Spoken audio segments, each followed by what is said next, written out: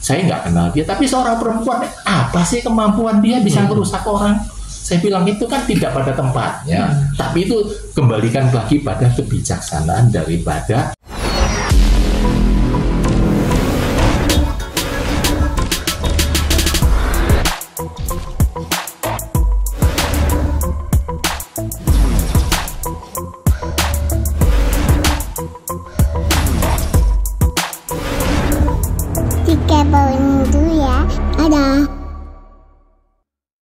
saya mengerti apa yang dimaksud yang ditanyakan. Pertama kan, adanya sesuatu keributan yang terjadi waktu sidang. Saya tidak melihat ya, saya hanya lihat dari TV, dari berita, dari YouTube dan sebagainya. Seharusnya itu tidak boleh terjadi. Ya. Memang setiap terdakwa kalau duduk dalam kursi pesakitan, ya pasti itu tidak nyaman dan grogi, panik, marah, malu dan sebagainya. Tapi tidak berarti dia bisa melakukan perbuatan yang tidak layak, tidak pantas dilakukan dalam persidangan. Boleh kita menuduh hakim itu oknum, boleh kita menuduh advokatnya itu oknum, kita boleh menuduh jaksanya oknum, ya kan? Tetapi sidang itu maha suci, yang itu harus diingat. Setiap orang harus menghormati sidang. Kita boleh benci hakim, kita boleh benci oknum jaksa, tapi kita harus menghormati sidang. Nah itulah yang saya selalu menganjurkan pada teman-teman sejawat. Kita harus menghormati sidang. Nah kalau memang dalam hal ini yang dihebohkan itu kan ada rekaman-rekaman apa yang menurut itu otentik. Nah itu harusnya diserahkan pada majelis hakim pada waktu sidang berlangsung, bukan sesudah sidang. Karena sesudah sidang itu kita tidak bisa melakukan interaksi apapun terhadap majelis hakim. Biasanya memberikan satu bukti baru atau tambahan bukti atau mengajukan saksi itu pada saat acara sidang. Kalau lagi pemeriksaan saksi, kita ajukan bukti pasti akan ditolak sama hakim. Nanti pada waktu pembuktian kamu ajukan. Nah, saya tidak tahu ya acara sidang sampai di mana. Tetapi seharusnya pembela penasihat hukumnya itu sudah harus mengambil alih.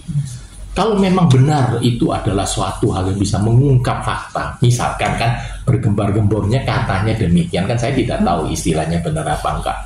Ya langsung dimuat aja, ya kan, bawa aja screen yang besar dimuat di depan sidang. Karena enggak, hakim tidak bisa melarang.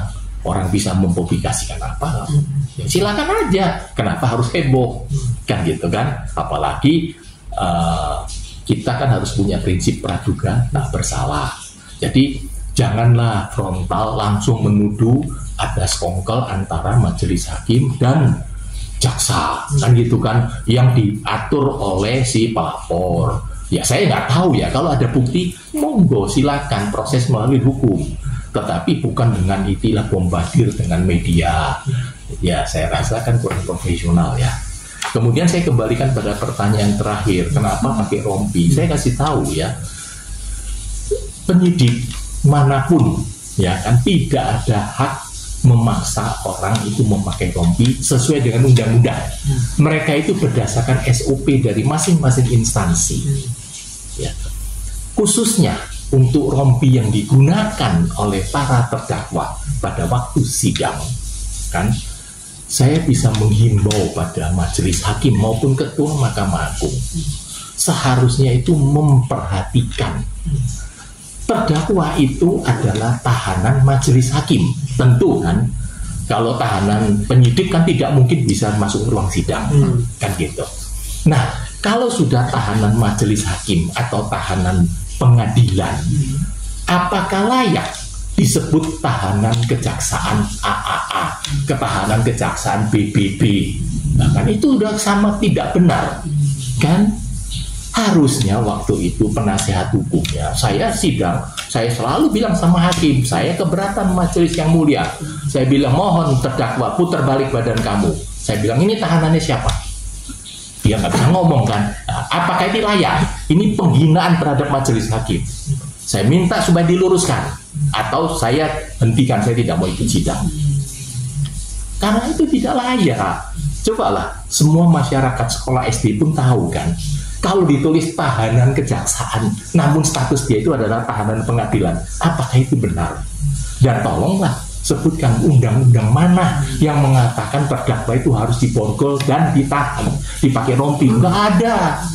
Itu kan kemauannya dari masing-masing instansi. SOP itu tidak boleh bertentangan dengan undang-undang yang lebih tinggi kan. Lihatlah kan namanya undang-undang perundang-undangan. Kan SOP itu kan kalau surat keputusan itu dari instansi itu kan paling rendah statusnya. Kalau dia bertentangan harusnya dicabut kan. Tapi namunlah sekarang kan semuanya yang berkuasa itu kan penguasa. Hukum kan tidak ada suara dalam hal ini. Nah, seharusnya ya saya sih himbau ya para media yang tanyakan pada hakim, kalau perlu pada ketua Mahkamah Agung, ya kan, kalau perlu bilang aja hakim itu dibawa kejaksaan, kan selesai kan gitu kan, sehingga itu dianggap layak. Kemudian kalau borgol, itu kan selalu alasannya borgol itu penyidik atau penuntut umum kan adalah preventif, takut adalah terjadi suatu keributan, bisa melukain orang sekitarnya. Tapi pikir dong, seorang perempuan, saya tidak kenal Nikita ya, saya nggak kenal dia, tapi seorang perempuan, apa sih kemampuan dia bisa merusak orang? Saya bilang itu kan tidak pada tempatnya. Tapi itu kembalikan lagi pada kebijaksanaan daripada penuntut umum dan kebijaksanaan daripada hakim. Dan hakim berhak memerintahkan bahwa saya tidak mau terdakwa diborgol, bisa. Hakim apa yang diucapkan itu sudah perintah Tuhan kan, gitu kan. Tapi kalau hakim membiarkan, ya berarti kan hakim sendiri mungkin mentoleransi lah suatu penyimpangan hukum. Kenapa disebut penyimpangan hukum? Saya tanya aja, undang-undang mana yang mengatakan bahwa terdakwa wajib diborgol dan dipakai baju rompi tahanan? Tidak ada. Nah, apakah kita harus menjalankan sesuatu SOP yang bertentangan dengan hukum? Silakan dipertimbangkan masing-masing. Terkait Niki yang teriak-teriak dan marah di dalam persidangan dalam majelis hakim, terus juga menuduh JPU dan hakim diduga indikasi disuap oleh lawannya. Menurut Bapak sendiri ini bisa memberatkan hukuman Niki kan? Bisa ya, pertama kemungkinan ya kan majelis hakim anggapkan karena terdakwa tidak kooperatif dalam waktu sidang sehingga tidak ada unsur untuk pertimbangan meringankan. Kedua, sebenarnya prinsip, bila dalam hal ini telah ada suatu tuduhan-tuduhannya fakta, seharusnya dan wajib hakim itu buat laporan polisi. Kan dia itu penfitnaan kan gitu kan. Jaksa harus bikin laporan polisi, jangan membiarkan, bahkan si pelapor bisa bikin laporan polisi jadi kasus baru. Karena itu ya terang-terangan dong, kalau mengatakan demikian, masa mengatakan ada sesuatu apalah, saya nggak tahu lah, karena saya hanya dengar cerita, saya baca sepintas saja kan, tidak pada tempatnya, dan itu menjadi kasus hukum baru kalau mau ditindaklanjutin. Kalau dibiarkan, ya saya tergantung masing-masing pribadi ya. Yang dalam hal ini yang jelas satu, saya bilang kan, hukum itu seharusnya kita hormati. Sidang itu suci, persidangan itu suci. Yang nggak suci itu kan sebetulnya oknumnya. Tapi kita nggak lupa kan, kita harus hormatin sidang. Termasuk media harus hormatin sidang. Kita boleh nggak suka sama oknum, boleh. Tidak ada berarti nggak boleh, ya boleh, silakan kan gitu. Tapi sidang itu suci. Pak, berarti bisa dibilang kalau hukuman TPPU itu kan di atas ya, kalau pasal 3 itu kan ancaman hukumnya 20 tahun ya. Apalagi menuduh. Dan kalau menuduh itu kan tidak bisa diputus dalam putusan tersebut, kan harus kasus tersendiri. Kan, tapi itu kan ini kan hakim unsur kan meringankannya itu akan tidak ada kan gitu. Sehingga bisa-bisa dijatuhi hukuman maksimal. Kalau misalkan hakimnya itu mempertimbangkan tidak ada yang meringankan maksimal. Kan gitu kan, bisa aja dijatuhin maksimal. Berapa Pak? 20 tahun. Tapi saya yakin hakim mungkin ada pertimbangan tersendiri lah. Saya tidak bisa memprediksi ya, tapi saya hanya bilang undang-undang memberitahukan kan maksimumnya sekian. Tapi menurut ya itulah, kalau misalnya terjadi 20 tahun, Niki merasa selalu dikriminalisasi. Menurut Bapak sebagai kalau setiap orang kan akan merasa dikriminalisasi atau dilakukan tidak adil atau disudutkan kan gitu kan. Silakan dong dibuktikan dalam persidangan. kan gitu kan. Kalau tim penasihat hukumnya dianggap kurang, ya tambahlah ke penasihat hukum, ya kan. Kalau misalkan di pengadilan putusannya tidak puas, pasti ada upaya naik banding, masih ada upaya kasasi, masih ada upaya PK1, PK2, kan gitu. Jadi jangan putus asa. Ya saya tidak bisa mengatakan Mbak Niki itu dikriminalisasi atau tidak, saya nggak ngerti ceritanya. Tapi kalau ada silakan ambil langkah hukum, ya kan, lapor hukum, lapor kembali dong, kan gitu. Pak, beberapa pakar hukum juga menyarankan Nikmir seharusnya tidak langsung berstatement bahwa ada permainan antara hakim dan si pihak JPU. Namun kenapa Nikmir tidak atau kuasa hukumnya tidak langsung melaporkan ke KPK? Gimana Pak tanggapannya? Kan sebenarnya kan ini bukan wewenang KPK dong. Kalau melakukan sesuatu ada kong kali kong itu kan bukan wewenangnya KPK, kecuali ada bukti transaksi peralihan uang suap menyuap ya.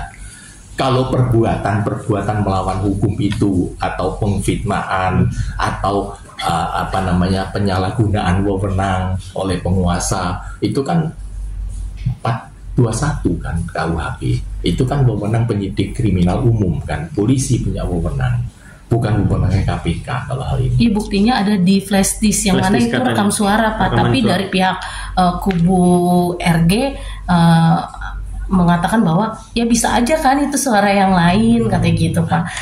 Gimana ya, tuh Pak? Gini, rekaman suara kan harus diidentifikasi terlebih dahulu untuk membuktikan ini suaramu atau suara saya, kan gitu kan. Dengan ada kecanggihan AI, dia bisa menciptakan suara yang hampir 99,99% sama. Tapi itu adalah tugas dari puslapor untuk mengidentifikasi bahwa suara ini identik atau non identik. Jadi sebelum dinyatakan identik atau non identik, terlalu dini ya mengatakan bahwa ini benar, kan gitu. Saya tidak mengatakan nggak benar. Silakan proses, serahkan pada pembuktian pada sidang, kan gitu kan. Hakimnya kalau mau mendengarkan, kemudian hakim bisa memerintahkan bawakan ke puslapor Bareskrim untuk diidentifikasi bahwa suaranya benar atau tidak, atau hakim bisa merintahkan bikin laporan baru, kan begitu. Tapi kalau dengan semata-mata berdasarkan adanya rekaman tersebut kemudian menyatakan bahwa itu ada persekongkolan jahat, itu ya terlalu prematur ya menurut saya, tidak pada tempatnya. Seharusnya itu jangan diucapkan. Itu tidak menguntungkan, justru akan menjerumuskan lebih dalam. Pas saat Nikmir mau memberikan flash disk tersebut untuk disaksikan semua orang, tapi hakim malah meninggalkan ruang persidangan. Ya, karena kalau diserahkan pada selesai sidang ya tidak mungkin dong. Memang prosedurnya begitu. Seharusnya PH-nya mengatakan kita harus serahkan bukti pada waktu saat pembuktian. Gitu kan? Seharusnya PH-nya ngerti lah. Kalau di luar pembuktian, hakim punya hak loh. Nah ini kan sekarang pemeriksaan saksi misalkan ya kan. Nanti tunggu aja waktu pembuktian, kan ada saatnya pembuktian, kan gitu. Kemudian setelah sidang masih mau sodorkan, oh ya keliru loh, nggak pada tempatnya lah. Saya tidak membela siapapun loh ya, tapi saya bicara fakta. Gitu. Terima kasih Pak. Oke.